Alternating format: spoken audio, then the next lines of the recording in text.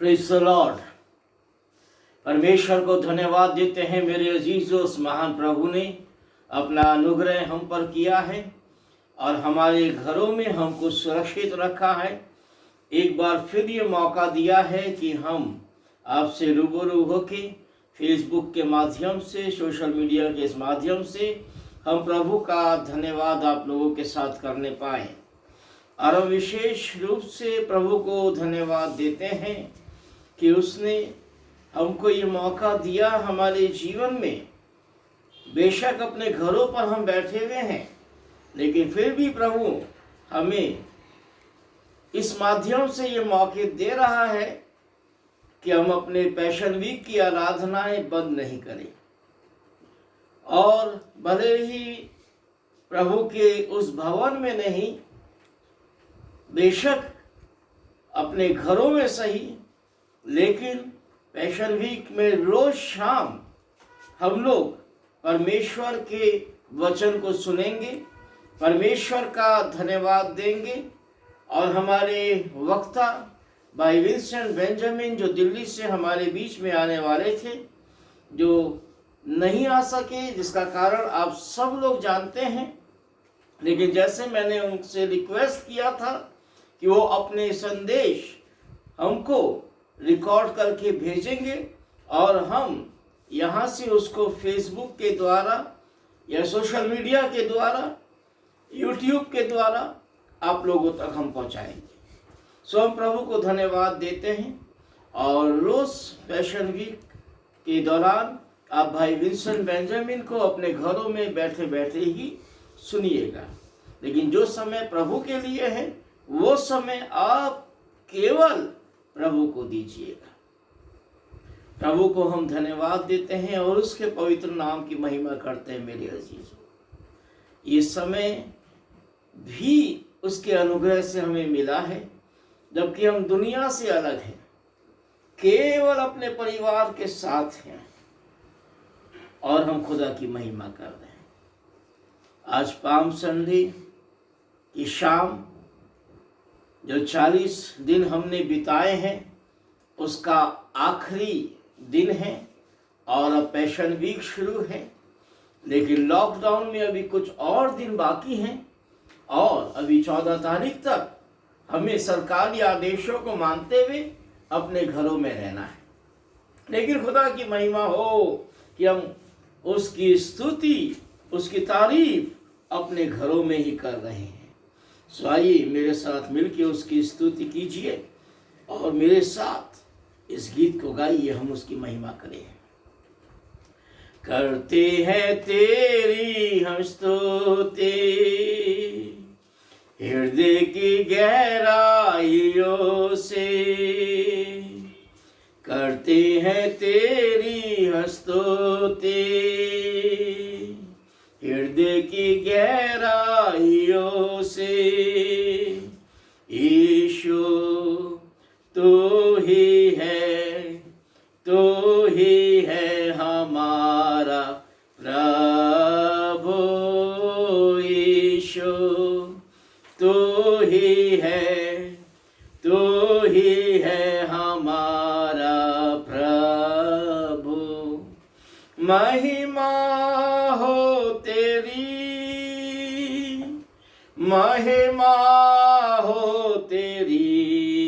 Hallelujah. महिमा हो तेरी, महिमा हो तेरी। ऊंचा और ऊंचा, सबसे ऊंचा रहे तेरा नाम, ऊंचा और ऊंचा, सबसे ऊंचा रहे तेरा नाम। आत्मा और सच्चाइयों से तेरी आराधना करेंगे, आत्मा और सच्चाइयों से तेरी आराधना करेंगे। यीशु तू ही है हमारा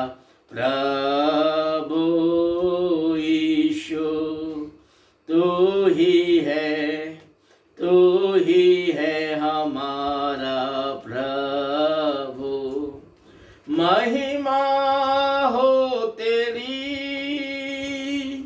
महिमा हो तेरी, हालेलुया महिमा हो तेरी, महिमा हो तेरी। ऊंचा और ऊंचा, सबसे ऊंचा रहे तेरा नाम। ऊंचा और ऊंचा, सबसे ऊंचा रहे तेरा नाम। प्यारे परमेश्वर, हम आपको धन्यवाद देते यीशु नासरी, क्योंकि कुछ भी हो जाए आपका नाम सबसे ऊंचा रहेगा। कैसी भयंकर महामारी क्यों ना आ जाए, लेकिन आपका नाम सबसे ऊंचा रहेगा, क्योंकि आपके नाम में इस दुनिया को फतेह करने की सामर्थ है। और आपने किया प्यारे परमेश्वर, और आपने हमसे इस बात को कहा कि संसार में तुम कष्ट अवश्य पाओगे, परंतु धैर्य रखो, मैंने संसार को जीत लिया है। और हम जानते हैं प्रभु, आपने संसार की बीमारियों को भी जीत लिया है, हरा दिया है उनको, और आप अपने लोगों को सुरक्षित रखने की सामर्थ्य रखते हैं प्रभु। आज हम प्रार्थना करते हैं इस समय कि जबकि न केवल हमारा देश बल्कि पूरा विश्व इस भयंकर कोरोना रूपी महामारी को झेल रहा है, हजारों हजार लोग प्रभु जो मौत के आगोश में जा रहे हैं, प्रभु आपसे प्रार्थना है कि आप अपना अनुग्रह करें। कोई भी जन इस दुनिया से ऐसा ना जाए जो आप पर विश्वास ना लाए। और हम जानते हैं प्रभु कि जिस इंसान ने आपके ऊपर विश्वास ले आया और आपको अपना उद्धारकर्ता स्वीकार कर लिया, तो उसने अनंत जीवन पा लिया। कोरोना तो क्या, दुनिया की कोई बीमारी उसका कुछ नहीं कर पाएगी। बेशक ये शरीर आपके राज में नहीं जा सकता, क्योंकि आपका वचन कहता है मांस और लहू आपके राज के अधिकारी नहीं है। हर एक मनुष्य को इस शरीर को इसी दुनिया में छोड़ना अवश्य, लेकिन प्रभु वो आत्मा जो आपने दी हमारे जीवन में, वह नाश ना होने पाए, बल्कि हम जीते जी आपके पवित्र वचन में रहकर सुरक्षित रहें, और जब दुनिया से चले भी जाएं तो प्रभु आपके स्वर्गीय स्थानों में सुरक्षित रहें। हम जानते हैं प्रभु, आपने सबसे पहले हमारी सुरक्षा का इंतजाम किया। आपने पूरी दुनिया जब बनाई और आपने मनुष्य को बनाया, तो उसके लिए पहले एक सुरक्षित स्थान बनाया, लेकिन शैतान ने उसको सुरक्षित स्थान में रहने नहीं दिया। लेकिन होने दे कि हम अपने उस सुरक्षित स्थान को समझें और शैतान को उसमें एंट्री करने ना दें, बल्कि प्रभु अपने घरों में शैतान की नो एंट्री हम करें, और आपकी आराधना में, आपकी महिमा में हमेशा अपने घर में सुरक्षित रहें। हम धन्यवाद देते हैं, आपकी महिमा करते हैं प्रभु। आज का वचन जो हम देखने जा रहे हैं, आज की शाम आप अपनी सामर्थ्य से हमें भरते हैं, और सारी आदर महिमा केवल आपको मिलेगा, यीशु के नाम से, आमीन, आमीन। Praise the Lord. मेरे अजीज, उस महान परमेश्वर को हम धन्यवाद देते हैं। आज इस बात से कोई इनकार नहीं कर सकता कि इस दुनिया को बनाने वाला परमेश्वर है। साइंस बेशक मानती नहीं है, लेकिन मेरे अजीजों, आज जितना ज्ञान बढ़ता जा रहा है उतनी मुसीबतें बढ़ती जा रही हैं। और आज दुनिया के हर एक डॉक्टर भी इस बात को मानने को मजबूर हैं, परमेश्वर है। यकीनन है। हालांकि जब मेडिकल साइंस में डॉक्टरों की पढ़ाई होती है, किसी डॉक्टर को ये नहीं पढ़ाया जाता कि तुम ईश्वर पर विश्वास रख के अपने मरीज को का इलाज करना, और ऐसा वो करता भी नहीं है। उसे अपने दवाइयों पर भरोसा है, उसे अपनी काबिलियत पर भरोसा है। लेकिन दुनिया का कोई डॉक्टर आज तक ऐसा नहीं है कि जब वो अपना सारा इलाज कर चुका और उसके बाद भी मरीज की हालत संभल नहीं रही है, तब उसने ये बात ना कहा हो कि देखो हम तो सब अपना कर चुके हैं, अब परमेश्वर पर या ईश्वर पे भरोसा रखो, क्योंकि अब हमारे हाथ में बात नहीं है। हकीकत तो ये है मेरे अजीजों, जीवन और मृत्यु इंसान के हाथ में नहीं है, परमेश्वर के हाथ में, क्योंकि परमेश्वर ने मनुष्य को बनाया है और वही उसको सुरक्षित रखता है। बाइबल का कोई इंकार नहीं कर सकता, यीशु मसीह का कोई इंकार नहीं कर सकता, क्योंकि यीशु मसीह का अगर कोई इंकार करता है तो उसको आज का जो डेट है उसका इंकार करना पड़ेगा, क्योंकि जो आज की डेट है या जो वर्ष बढ़ते चले जा रहे हैं वो यीशु मसीह के जन्म के बाद से, यानी बाइबल बिल्कुल सत्य है, सच है। और बाइबल ये बताती है कि परमेश्वर ने ही मनुष्य की सृष्टि की है। कैसे की है आप लोग जानते हैं। और अगर मेरे कोई भाई बहन ऐसे हमें सुन रहे हैं जिन्होंने कभी बाइबल नहीं पढ़ी है और वो नहीं जानते कि परमेश्वर ने कैसे मनुष्य की सृष्टि की, तो हम आपसे निवेदन ये करेंगे कि आप बाइबल प्राप्त करके और आप उसको पढ़ना शुरू कीजिए।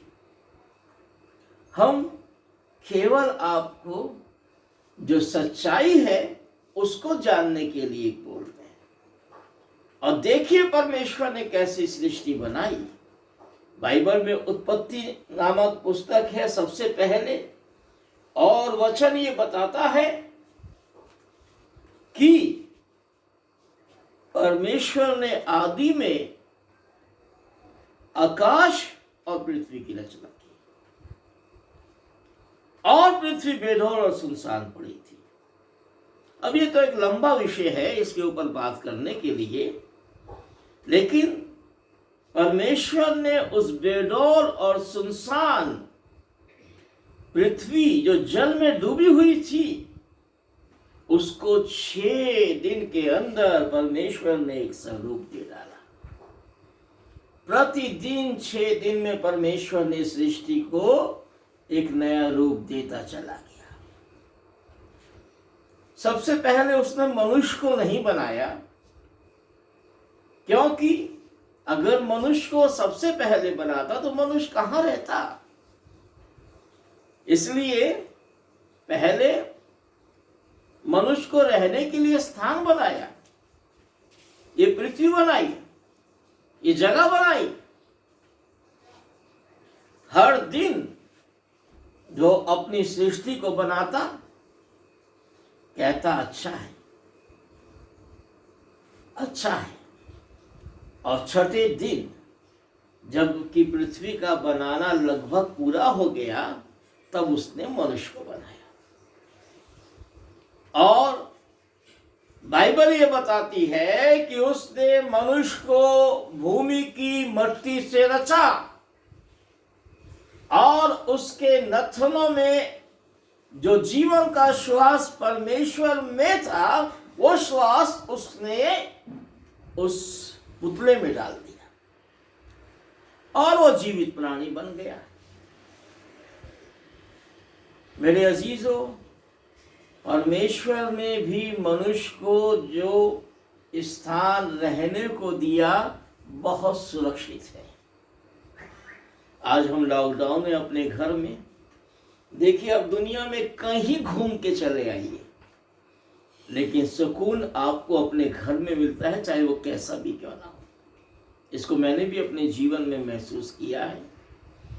दुनिया के अच्छे से अच्छे होटल में या टूरिस्ट प्लेस में हम लोग घूम के चले आए, लेकिन सबसे ज़्यादा सुकून मनुष्य को तब मिलता है जब वो अपने घर में है। सरकार भी इसी बात को समझी है कि घर ही में मनुष्य सुरक्षित रह सकता है। इसलिए कोरोना का जो ये खौफ पूरी दुनिया में फैल गया, इसको रोकने का सबसे अच्छा उपाय ये था और यही है कि सरकार मनुष्य को अपने घर में रहने को बोले।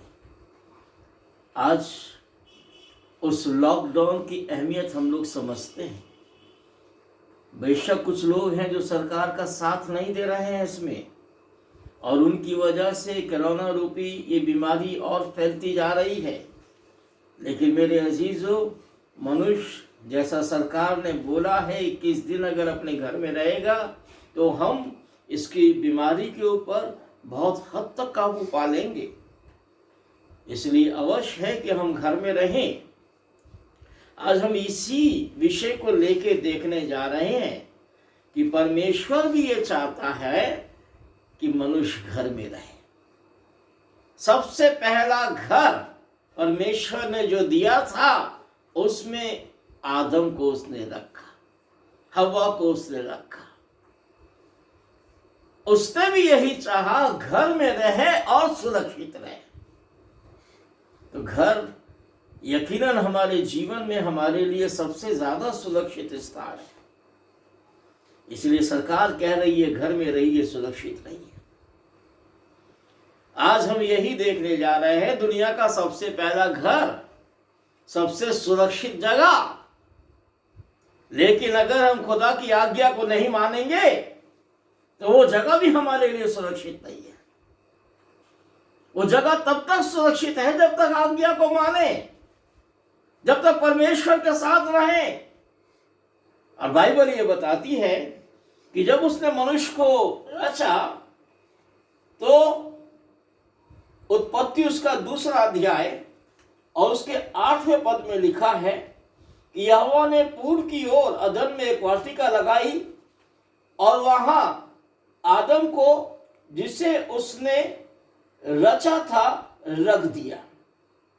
और फिर लिखा है, यहोवा परमेश्वर ने भूमि से सब भांति भांति के वृक्ष जो देखने में मनोहर और जिनके फल खाने में अच्छे हैं उगाए, और वाटिका के बीच में जीवन के वृक्ष को और भले और बुरे के ज्ञान के वृक्ष को भी लगाया। परमेश्वर ने एक बहुत सुंदर घर उस मनुष्य को दिया। और मेरे अजीजों, मनुष्य को चाहा कि वही रहे। और ऐसा नहीं है कि परमेश्वर ने उसके लिए उपाय नहीं किया कि घर में रहे और भूखा मरे, नहीं। आज बहुत से लोग को अपने घरों में खाने को नहीं मिल रहा, सरकार पूरा इंतजाम कर नहीं पाती है। ठीक है, दावे हैं, लेकिन मेरे अजीजों, खुदा ऐसा नहीं है। खुदा जो बात करता है वो पूरा करता है। और खुदा ने उस घर में जबकि उसको रहने को दिया तो वहां भांति भांति के फल के वृक्षों को लगा दिया। परमेश्वर ने मनुष्य को अच्छे से अच्छा पौष्टिक आहार वहां दिया। एक से एक चीज उसके खाने के लिए थी। उसको वहां किसी भी बात की कमी नहीं थी। परमेश्वर ने जब आदम को वहां रखा तो परमेश्वर को एक कमी नजर आई कि आदम अकेला है। तब तक उसने हवा को नहीं बनाया था। फिर जब परमेश्वर ने आदम को घर दिया तो उसका घर बसा भी दिया। इसीलिए कहते हैं, पहले घर बसाओ फिर दुल्हन लाओ। खुदा ने भी वही किया है। पहले घर बसाया है आदम का, फिर उसको जीवन साथी दिया है।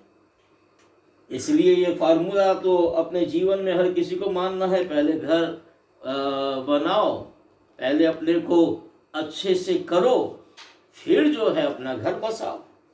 सो परमेश्वर ने उसके घर को बसाया। जब आदम को अच्छा घर दे दिया, खाने पीने का सब इंतजाम कर दिया, फिर परमेश्वर ने उसके घर को भी बसा दिया। उत्पत्ति 2:18 के अंदर ऐसा लिखा है, फिर यहोवा परमेश्वर ने कहा कि आदम का अकेला रहना अच्छा नहीं, मैं उसके लिए एक ऐसा सहायक बनाऊंगा जो उससे मेल खाए। और परमेश्वर ने फिर बनाया। और हम सब जानते हैं कि किस रीति से उसने आदम में से हवा को रचा। जानवर में से आदम को कोई कंपेनियन नहीं दिया, क्योंकि वो जानवर और मनुष्य अलग अलग हैं। परमेश्वर ने भी कोशिश की कि जानवर में से कोई जोड़ा आदम को मिल जाए, लेकिन ऐसा नहीं हो सकता, क्योंकि परमेश्वर ने मनुष्य को अलग बनाया है। मनुष्य परमेश्वर की समानता में, जानवर नहीं। इसलिए जानवर हमें बनने की जरूरत नहीं, हम परमेश्वर की समानता में बने रहे।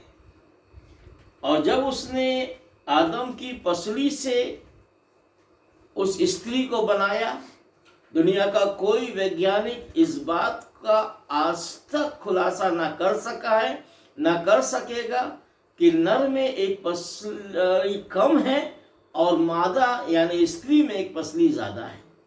ये तो वैज्ञानिक फैक्ट है। इसको कोई वैज्ञानिक जो है डिस्क्राइब नहीं कर सकता। बाइबल डिस्क्राइब करती है कि मनुष्य यानी पुरुष में एक पसली कम है और स्त्री में एक पसली ज्यादा है। कारण यही है कि एक पसली हर एक पुरुष में से निकाली गई है, इसलिए कहीं ना कहीं उसकी पसली जरूर है, जिसको परमेश्वर समय पर सामने लाता है। आदम के पास उसी समय ले आया, और जब आदम के पास वो पसली लेकर के आया जिसको उसने स्त्री बनाया था, तो अब आदम ने कहा, ये मेरे हड्डी में की हड्डी और मेरे मांस में का मांस है, इसलिए इसका नाम अब नारी होगा। सो परमेश्वर ने मनुष्य के परिवार को पूरा करके उसको उस सुंदर घर में रख दिया जो बागी अदन था, अदन की वाटिका। खुदा भी चाहता था कि मनुष्य लॉकडाउन रहे, अदन की वाटिका में लॉकडाउन रहे, अदन की वाटिका में से कभी ना निकले, क्योंकि परमेश्वर ने उसको हर चीज वहां दी थी, हर चीज वहां था। खाने के लिए एक से एक फल वहां था, पवित्रता वहां थी, एक दूसरे के प्रति प्रेम वहां था। और मेरे अजीजों, परमेश्वर उनके साथ था। और परमेश्वर ने जो सबसे पहला रिश्ता बनाया, पति और पत्नी, ये उस घर के अंदर थे और बड़े खुश थे, सुरक्षित थे, खुश थे। रोज सुबह और शाम परमेश्वर आता था, बैठता था, इनके साथ बातें करता था। घर तभी तक आपका और मेरा सुरक्षित है जब तक अपने घर में हम परमेश्वर के साथ बैठ के बात करते हैं, ये जान लीजिए। इसलिए अगर हम ये चाहते हैं हम सुरक्षित रहें, हमारा घर अच्छा रहे, तो हमें अपने घर में परमेश्वर के साथ रहना है। ऐसा नहीं कि घर के कोने में हमने ऑल्टर बना दिया, बाइबल रख दिया, क्रूस रख दिया, तो ये समझ लिया कि हमारे घर में परमेश्वर का निवास हो गया, और उसके बाद बाइबल कभी वहां से हटाते नहीं, बस सुबह शाम वहां नमस्ते करके चले जाते हैं। ऐसा परमेश्वर हमसे नहीं चाहता। परमेश्वर ये चाहता है हम बाइबल पढ़ें, हम परमेश्वर से प्रार्थना करें अपने घर में, परमेश्वर को धन्यवाद दें अपने घर में, और सुरक्षित रहें अपने घर में। और जब तक बागी अदन में आदम और हव्वा परमेश्वर से बातें करते रहे, परमेश्वर की महिमा करते रहे, वो अपने घर में सुरक्षित रहे। लेकिन मेरे अजीज, वो शैतान नहीं चाहता था कि आदम लॉकडाउन रहे। शैतान नहीं चाहता था कि आदम अपने घर में रहे। वो उसको उस घर से निकाल देना मांगता था, और वो यही उपाय सोच रहा था, क्योंकि उसकी तो हिम्मत थी नहीं कि आदम को वो उसके घर से निकाल सकता, यानी बाग एदन से निकाल सकता। उसकी तो इतनी हिम्मत नहीं थी। इसलिए वो उपाय खोज रहा था कि जिसने आदम और हवा को वहां रखा है, यानी परमेश्वर, वही उसको निकाल दे और आदम और हवा दुनिया में जाके किसी तरह नाश हो जाए। बस वो इसी ताक में रहता था। लेकिन जब तक परमेश्वर की पवित्र उपस्थिति में वो दोनों थे, एक साथ थे,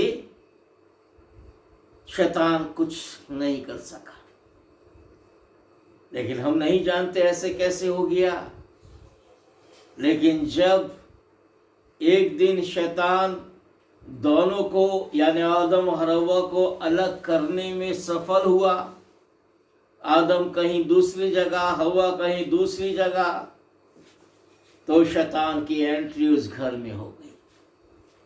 याद रखिएगा, जब शैतान हमारे घर में घुसेगा तब वो हमको सुरक्षित नहीं रहने देगा।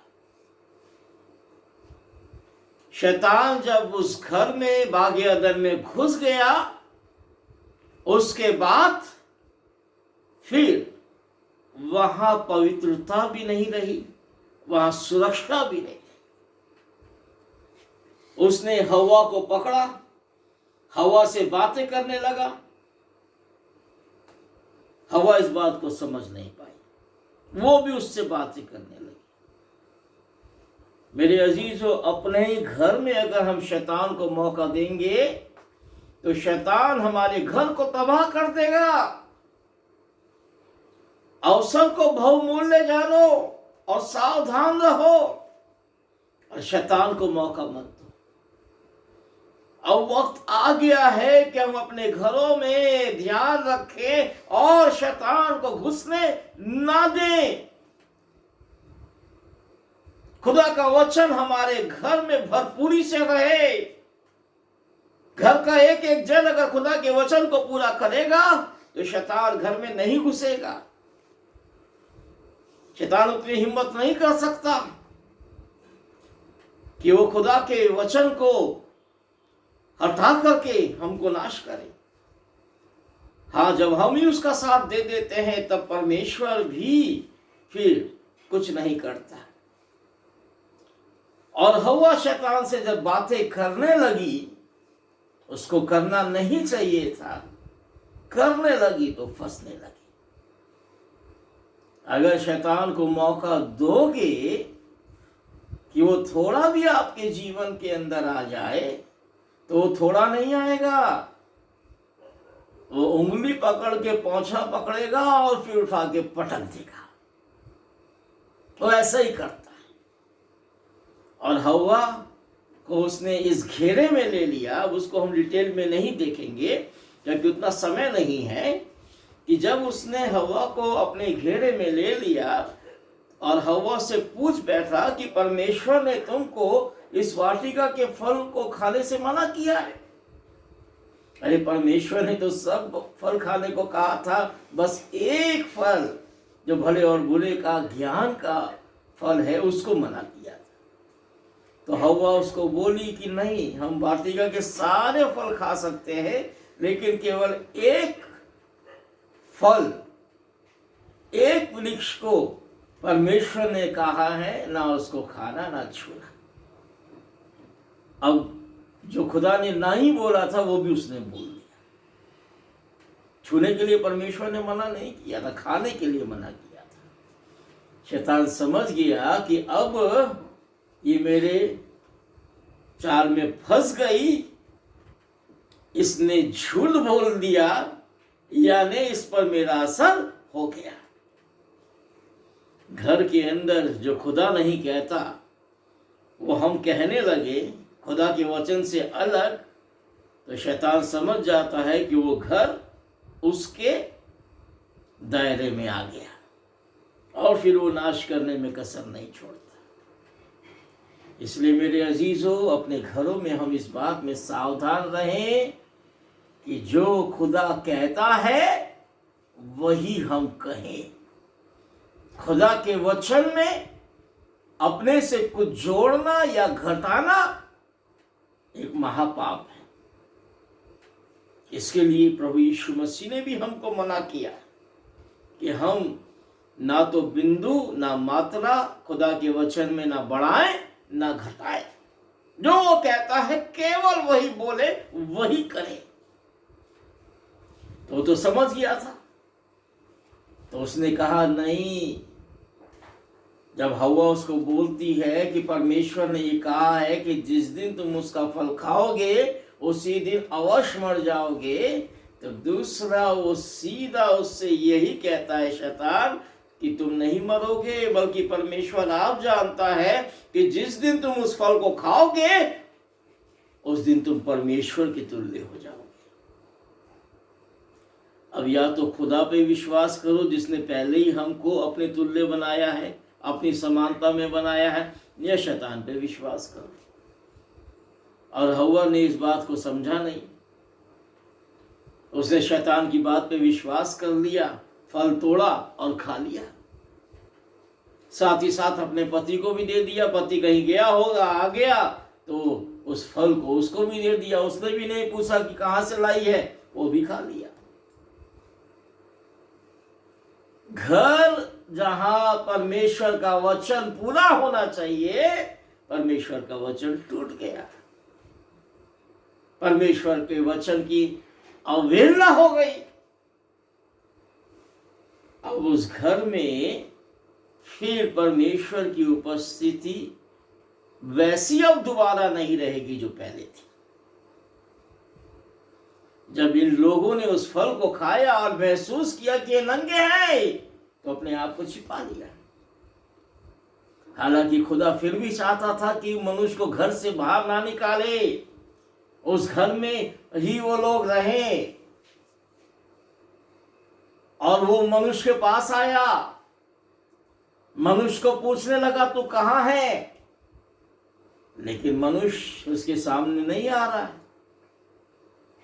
अपने पापों का अंगीकार नहीं कर रहा है, जो गुनाह उसने कर लिया उसको नहीं मान रहा है।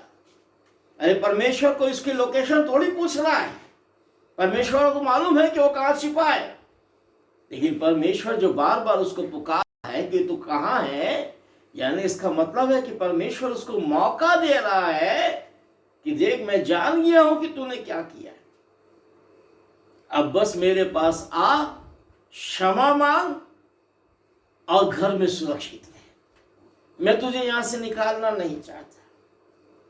लेकिन वो तो बार बार बुला रहा है, ये बार बार छिप रहा है, क्योंकि अब इसमें इतनी हिम्मत नहीं है कि परमेश्वर के सन्मुख आ जाए। आखिर में कितना छिपता, बाद में उसको खुदा को बोलना पड़ा। छिपे छिपे आया नहीं, क्षमा नहीं मांगी, अपने पाप का अंगीकार नहीं किया, स्वीकार नहीं किया, बल्कि खुदा को बोलता है मैं तेरी आवाज सुन के डर गया क्योंकि मैं छिप गया, मैं नंगा था। खुदा तो जान रहा है। खुदा ने पूछा तुझे किसने बताया कि तू नंगा है, क्या तूने उस फल को खाया? तो अपना अपराध थोड़ी स्वीकार करेगा। बोला हाँ, जिस स्त्री को तूने मेरे साथ रहने को दिया उसने मुझे दिया, मैंने खाया। अब वो दोष भी परमेश्वर पर, तब वो परमेश्वर कहां से माफ करे? तो परमेश्वर ने फिर आदम को दंड दिया, जो मैं और आप जानते हैं कि अब अपने घर में भी वो सुरक्षित नहीं है। अब उस घर में तो रहेगा ही नहीं जिसमें परमेश्वर चाहता था रहे। परमेश्वर ने उसको लॉकडाउन किया था कि घर में रहे, सुरक्षित रहे। लेकिन जब गुनाह उस घर में उसने कर दिया, तब खुदा उसको उस घर में रहने नहीं देना सकता, बल्कि उसने फिर दंड देना शुरू किया। सबसे पहले तो सांप को दंड दिया, जैसा मैं और आप जानते हैं। क्योंकि उसने अपने आप को दे दिया था शैतान को, और शैतान ने सांप में होकर हवा से बात की। तो दुनिया के वैज्ञानिक कहते तो हैं सांप के पहले पैर थे और वो पैरों से चलता था, लेकिन उसके पैर कैसे गायब हो गए इस बात की वो कोई अच्छे से व्याख्या नहीं दे सकते। वचन बोलता है कि परमेश्वर ने सांप को दंड दिया कि तू पेट के बल चलेगा। उसके पैर वहीं गायब हो गए और आज तक वो पेट के बल चलता है।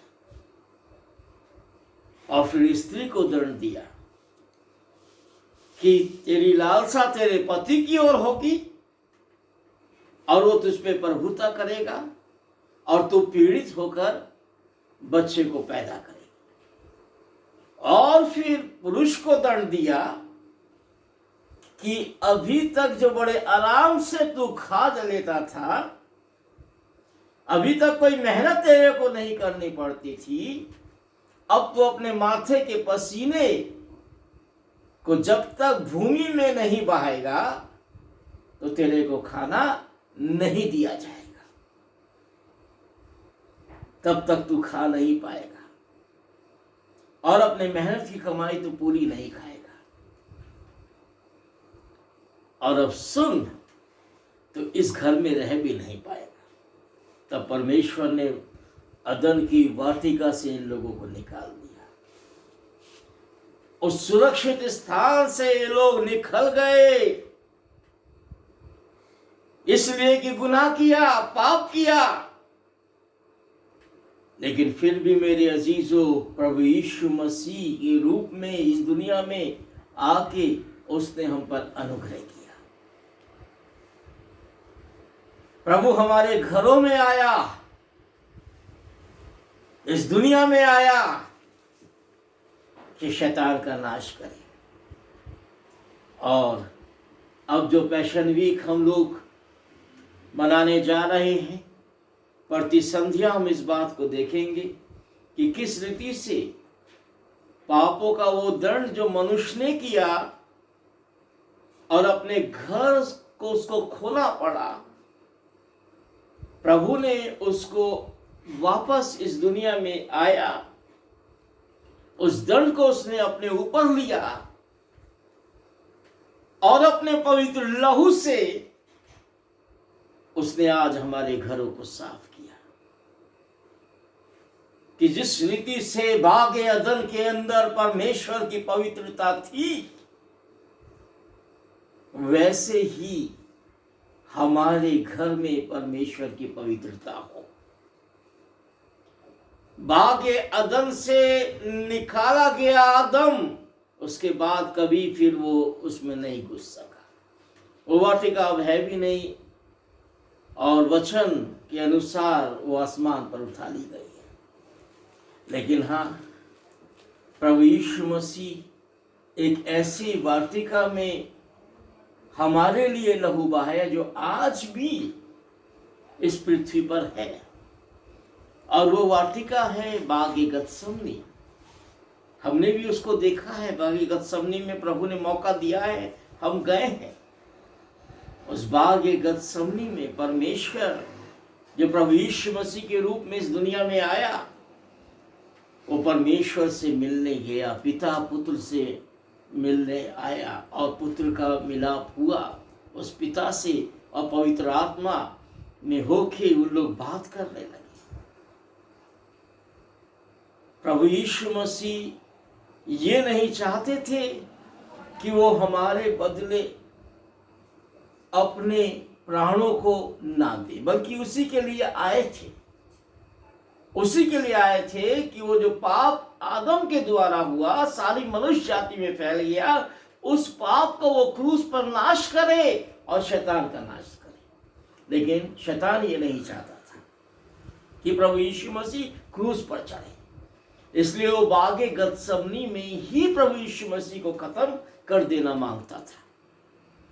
उसने प्रभु यीशु मसीह पर इतना ज्यादा दबाव डाला, मेंटली टॉर्चर किया कि यीशु मसीह के दिमाग की नसें फट गई और उनका लहू पृथ्वी पर गिरने लगा। तब प्रभु ने ये प्रार्थना परमेश्वर से की, हे पिता, यदि तू चाहे तो ये कटोरा मेरे सामने से टल जाए। वो मौत का कटोरा जो गतसमनी बाग में प्रभु के सामने ला दिया गया था, कि अगर प्रभु वहीं मर जाए तो बागे अदन में जो गुनाह हुआ था वो फिर समाप्त कभी नहीं होगा। लेकिन ऐसा हो नहीं पाया। प्रभु बागे गतसमनी में नहीं मरा, क्रूस पर चढ़ा और क्रूस पर उसने शैतान का खुल्लम खुल्ला तमाशा बनाया, बाइबल बताती है, और उसने शैतान को नाश किया और उसने मेरे और आपकी मृत्यु अपने ऊपर ली। खबर में गया, उसने अधोलोक में जाके शैतान के सिर को कुचला, मौत को हराया और तीसरे दिन मुर्दों में से जी उठा, जिसको हम ईस्टर के रूप में आने वाले 12 तारीख को बनाएंगे। बेशक अपने घरों में ही हम रहेंगे क्योंकि 14 तारीख तक लॉकडाउन है, लेकिन मेरे अजीजों, ये पूरा पैशन वीक रोज शाम हम आराधना करेंगे, गुड फ्राइडे की भी आराधना करेंगे और ईस्टर की भी आराधना करेंगे अपने घरों में बैठे हुए। प्रभु की जी उठने की खुशी हम मनाएंगे, हम प्रभु को धन्यवाद देंगे। सो हम प्रभु को धन्यवाद देते हैं। आप निराश नहीं होइए, प्रार्थना में लगे रहिए कि प्रभु ये जो संकट फैला हुआ है जिसके कारण हम अपने घरों में बंद हैं, जल्द से जल्द प्रभु इस संकट को दूर करेगा और हम लोग उस महान परमेश्वर की महिमा अपने जीवन में एक बार फिर से करने पाएंगे। सो आइए उस प्रभु को हम धन्यवाद दें और यकीनन उसकी तारीफ करें और इस बात को हम गाएं, तारीफ तारीफ मिल के करो सारे, तारीफ तारीफ तारीफ मिल के करो सारे, तारीफ ईशु की जो है प्यारा मुंजी, ईशु की जो है प्यारा मुंजी, उसने हम सब को है बनाया, जो कुछ दिखता उसने रचाया, उसने हम सब को है बनाया, जो कुछ दिखता उसने रचाया, सारे जहां का वो शहंशाह, सारे जहां का वो शहंशाह, तारीफ तारीफ मिल के करो सारे, तारीफ ईशु की जो है प्यारा मुंजी, ईशु की जो है प्यारा मुंजी, उसकी मौत से जिंदगी है पाई, आशा न एक उसने दिलाई, उसकी मौत से जिंदगी है पाई, आशा न एक उसने दिखाई, बैठेंगे तख्त पर फतेहमंद ही, बैठेंगे तख्त पर फतेहमंद ही, तारीफ तारीफ मिल के करो सारे, तारीफ तारीफ तारीफ मिल के करो सारे, तारीफ ईशु की जो है प्यारा मुंजी, ईशु की जो है प्यारा मुंजी। यकीनन मेरे अजीजों, हम सब फतेहमंद होंगे, हम जीतेंगे और ये कोरोना हारेगा और हम फिर खुदा की महिमा करेंगे। आज बेशक अपने घरों में हम हैं, लेकिन ध्यान रखिएगा कि इस पैशन वीक में हम लगातार रोज़ शाम भाई विंसेंट बेंजामिन को भी सुनेंगे। और पिछले साल जो हमारे चर्च में भाई लोग आए थे, आराधना किए थे, वो आराधना के कुछ अंश हम आपको दिखाएंगे और हम रोज़ आपके साथ प्रार्थना करेंगे। सो निराश मत होइए और हमारे साथ रोज़ मिलकर खुदा की आराधना कीजिए। आइए प्रार्थना करें। प्यारे परमेश्वर, हम आपको धन्यवाद देते हैं, आपकी महिमा करते हैं, आपके पवित्र चरणों पर आते हैं खुदा।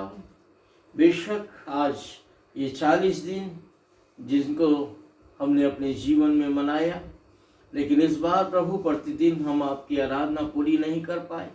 लेकिन आए प्यारे खुदावन, हम धन्यवाद देते हैं कि आपने हमें प्रतिदिन ये मौका दिया कि हम आपके निकट आए, व्यक्तिगत रूप से आपसे मिले और आपको धन्यवाद दें।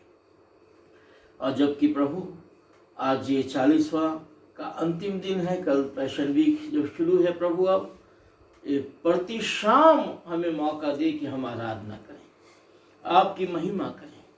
अपने दास भाई विंसेंट बेंजामिन को, जो प्रभु दिल्ली से ये संदेश हमारे लिए रिकॉर्ड करके भेजते हैं, हम जब सुनते हैं प्रभु, आपकी आत्मा के द्वारा, आपके वचन को उनके द्वारा आप अपने अनुग्रह में हमें बनाए रखें।